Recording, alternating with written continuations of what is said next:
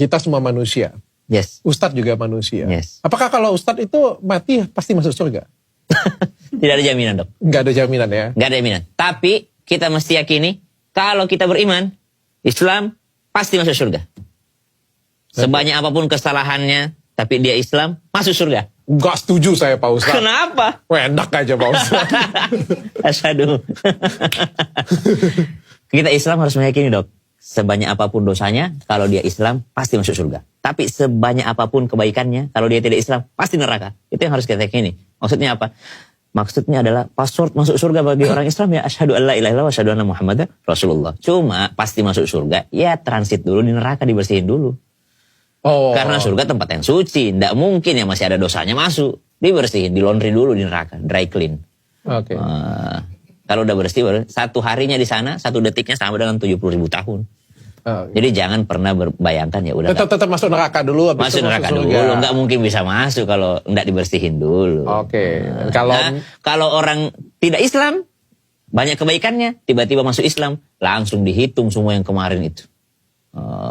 Kebaikan-kebaikannya. Kalau misalnya tidak Islam, baik, tidak pernah jahat. Menurut Islam, tidak.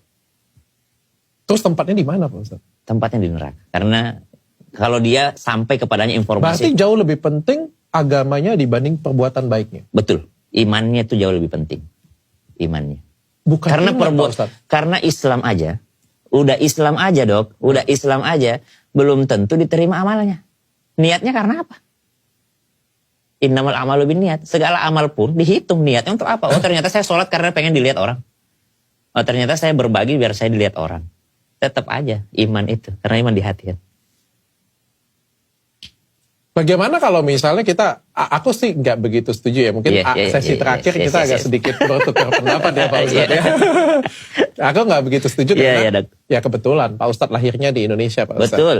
Anda kebetulan lahirnya di Indonesia dan kebetulan orang tua Islam. Iya, Anda kebetulan Islam. Tapi kalau misalnya Pak Ustadz lahirnya, Syam lahirnya di bukan di Islam misalnya, bukan di negara ini. Misalnya. Iya.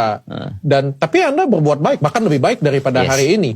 Berderma setiap hari, memberikan khotbah juga, tapi memberikan khotbah yang bukan agama Islam. Betul. Ya, bantu. Tapi semua kebaikan. Terus sampai meninggal gitu, kena timpuk batu misalnya. Terus sampai di atas, kan nggak mungkin ditanya agamanya apa. Ada geser neraka. Betul.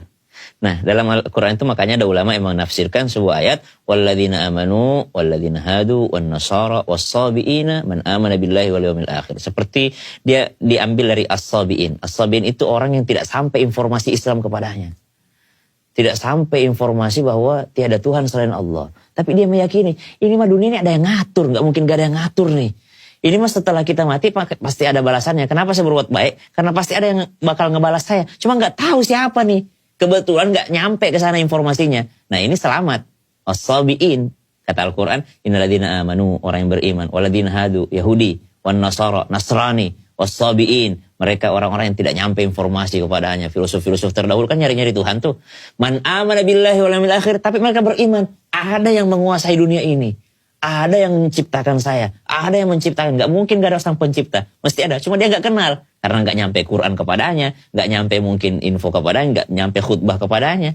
Itu akan mendapatkan keselamatan kalau kata Al-Quran. Oh tetap masuk surga. Tetap masuk surga. Bahasanya mendapat keselamatan. Mendapatkan keselamatan. Tetap masuk surga. Cuma syaratnya gak nyampe info kepada dia ya.